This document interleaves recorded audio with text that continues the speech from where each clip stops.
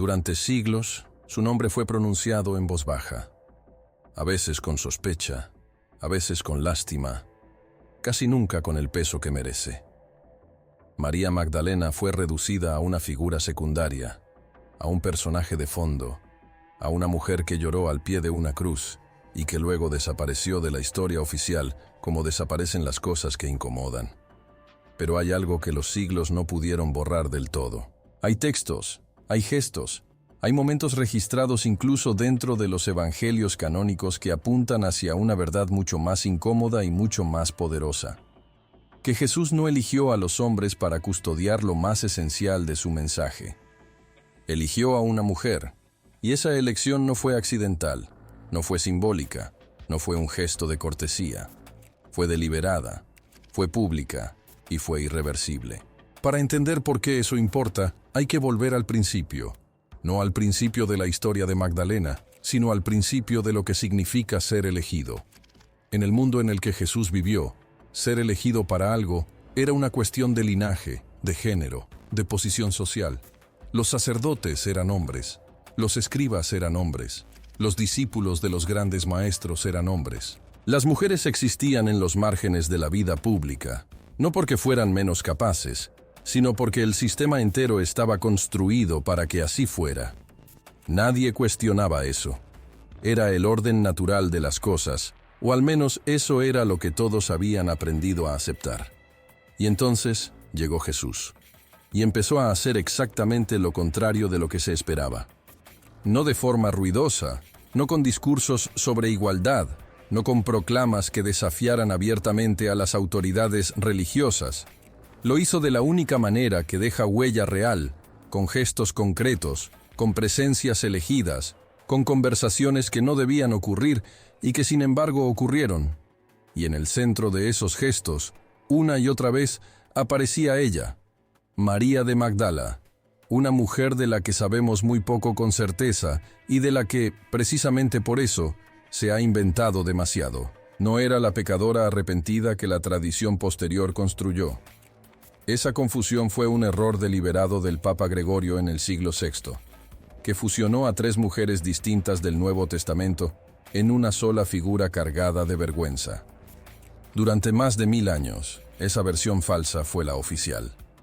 Pero los textos no mienten cuando se leen con cuidado. Y los textos dicen otra cosa. Lo que los evangelios canónicos sí registran, sin posibilidad de reinterpretación, es esto. María Magdalena estuvo presente en la crucifixión cuando la mayoría de los discípulos hombres habían huido. María Magdalena estuvo presente en el entierro. Y María Magdalena fue la primera persona a la que Jesús se apareció después de la resurrección. No a Pedro, no a Juan, no a ninguno de los 12, a ella. Eso no es un detalle menor. En el mundo antiguo, ser el primer testigo de algo era ser su portador oficial. Era ser quien tenía la autoridad de transmitirlo. Y Jesús eligió a una mujer para ese momento. Eligió a Magdalena. Pero hay algo más profundo que los evangelios canónicos apenas rozan, y que los textos gnósticos, especialmente el Evangelio de María, desarrollan con una claridad que resulta difícil ignorar. En ese texto, que data del siglo II y que fue descubierto en Egipto en 1896, aparece una escena que lo cambia todo. Los discípulos están reunidos después de la muerte de Jesús. Están asustados, confundidos, sin saber qué hacer. Y entonces María Magdalena toma la palabra, no para consolarlos, no para llorar con ellos, sino para transmitirles una enseñanza que Jesús le había dado a ella directamente, una visión, una comprensión del camino del alma que los otros no habían recibido. Y la reacción de los discípulos es reveladora. Algunos la escuchan, pero Pedro se niega. Pedro dice, con una hostilidad que no intenta disimular, que no puede creer que Jesús le haya dicho a ella cosas que no les dijo a ellos, que no puede aceptar que una mujer tenga acceso a una enseñanza que él no tiene. Y ahí está todo. En esa resistencia de Pedro está el nudo de 2000 años de historia.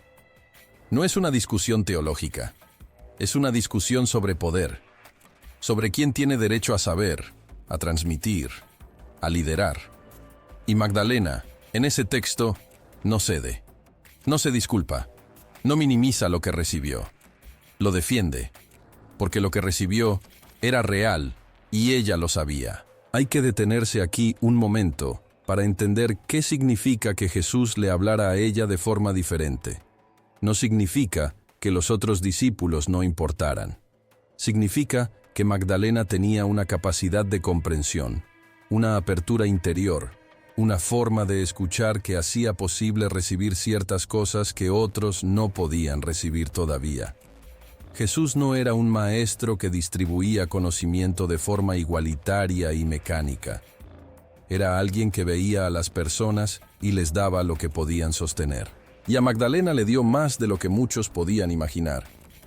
El Evangelio de Felipe, otro texto gnóstico del siglo III, va aún más lejos. Describe a Magdalena como la compañera de Jesús, la que él amaba más que a los otros discípulos, la que él besaba con frecuencia. Eso ha generado siglos de especulación sobre la naturaleza de esa relación. Pero lo más importante no es si esa relación era romántica o espiritual, o ambas cosas a la vez. Lo más importante es lo que ese texto está diciendo sobre el lugar que ella ocupaba. No era una seguidora, era una igual. Era alguien con quien Jesús pensaba, discutía, profundizaba. Era, en el sentido más completo de la palabra, su interlocutora principal. Y eso explica algo que los evangelios canónicos muestran sin terminar de explicar. Explica por qué Magdalena estaba siempre cerca.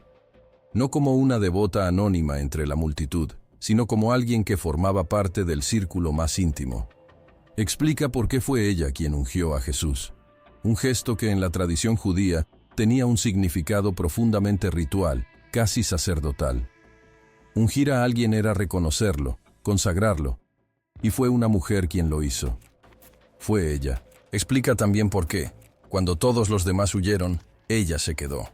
No por valentía ciega, sino porque su comprensión de lo que estaba ocurriendo era diferente, más profunda, más completa. Hay un momento en el Evangelio de Juan que merece ser leído con mucha atención. Es el momento en que Jesús resucitado aparece ante Magdalena en el jardín. Ella no lo reconoce al principio. Lo confunde con el jardinero. Y entonces él dice su nombre. Solo su nombre. María. Y en ese instante ella lo reconoce. Ese momento ha sido interpretado de 1000 maneras distintas a lo largo de los siglos. Pero hay una lectura que pocas veces se hace y que es quizás la más honesta. Jesús, en su primera aparición después de la resurrección, elige a alguien que lo conoce tan bien que puede reconocerlo por la voz. Elige a alguien cuya relación con él es tan íntima que una sola palabra es suficiente para atravesar la confusión y el dolor. Elige a alguien que no necesita pruebas, que no necesita tocar las heridas como Tomás, que no necesita que le expliquen nada, solo necesita escuchar su nombre, y luego le da una instrucción. Ve y diles. Ve y cuéntales. Eso, en el lenguaje de la época, era una comisión apostólica. Era exactamente lo mismo que Jesús haría después con los discípulos en el monte, cuando les dijo que fueran por todo el mundo a proclamar el mensaje. A Magdalena se lo dijo primero, en privado, en el jardín, antes que a nadie. La iglesia primitiva la llamó Apostola Apostolorum, la apóstol de los apóstoles. Eso no es una interpretación moderna ni una reivindicación feminista del siglo XX. Es un título que existió, que fue reconocido, y que luego fue enterrado bajo capas de silencio institucional. ¿Por qué fue enterrado? Esa es la pregunta que importa. Y la respuesta no tiene nada de misterioso. Tiene todo que ver con el poder y con quien lo ejerce. A medida que la iglesia primitiva fue organizándose, fue construyendo estructuras de autoridad.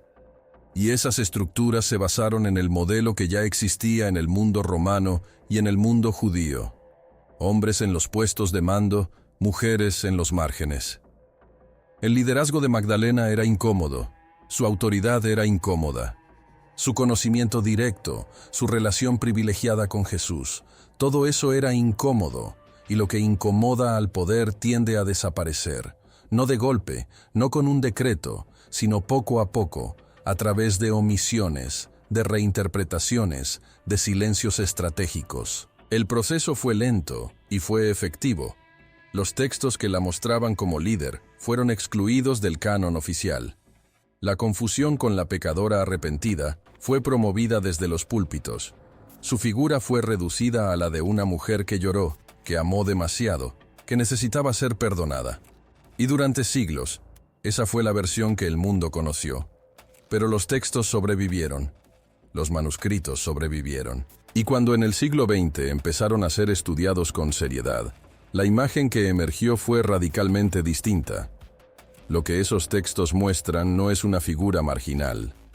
Muestran a una mujer que entendía la enseñanza de Jesús con una profundidad que los otros discípulos no siempre alcanzaban, que tenía la capacidad de sostener la complejidad espiritual sin reducirla a reglas simples, que podía hablar de la experiencia interior, del camino del alma, de la transformación que Jesús proponía, con una precisión que venía de haberlo vivido de cerca, no de haberlo estudiado, de haberlo vivido.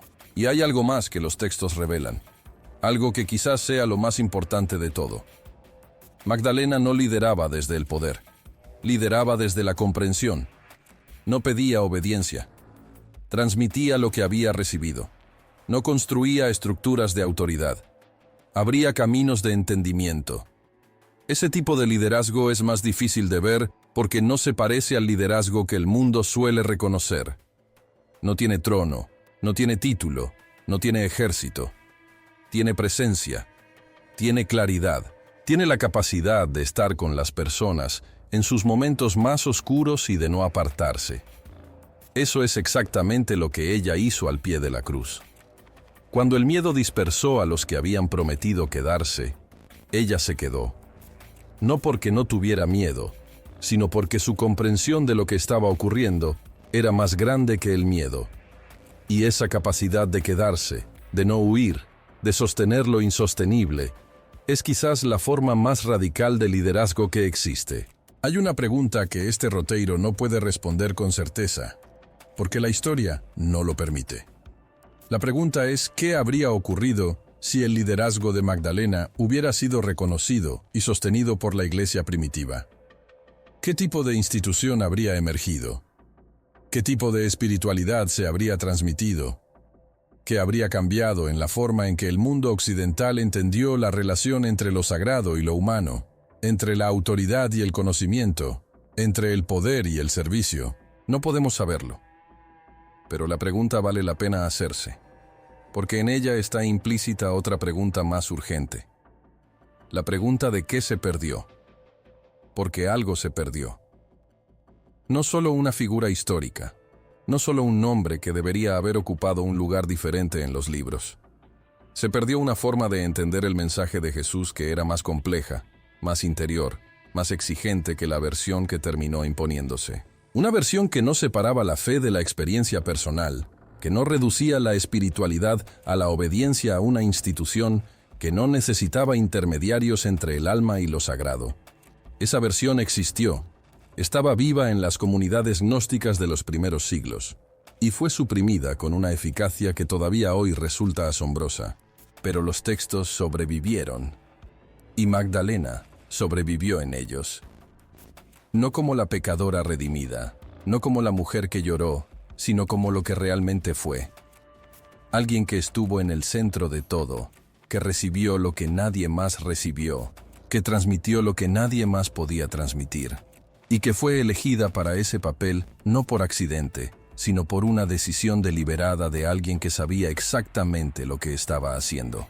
Jesús vivió en un mundo que no reconocía a las mujeres como portadoras de autoridad espiritual, y eligió a una mujer. Eso no es un detalle, es una declaración. Es quizás la declaración más radical que hizo en toda su vida pública, más radical que cualquier discurso, más radical que cualquier milagro.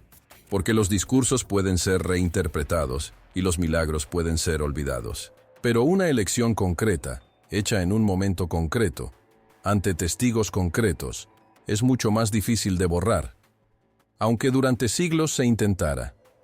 Lo que estás escuchando no es una teoría conspirativa. No es una reinterpretación moderna diseñada para provocar. Es una lectura honesta de los textos que existen, de los gestos que están registrados, de los silencios que hablan más fuerte que muchas palabras. María Magdalena fue la sucesora elegida, no en el sentido institucional que el mundo reconoce, sino en el sentido más profundo y más verdadero. Fue la persona a quien Jesús confió lo más esencial. Fue la primera en ver, la primera en escuchar, la primera en ser enviada. Y durante 2000 años, esa verdad esperó, enterrada bajo capas de miedo y de poder, a que alguien tuviera el valor de leerla con los ojos abiertos. Ahora la has escuchado. Lo que hagas con ella es tuyo.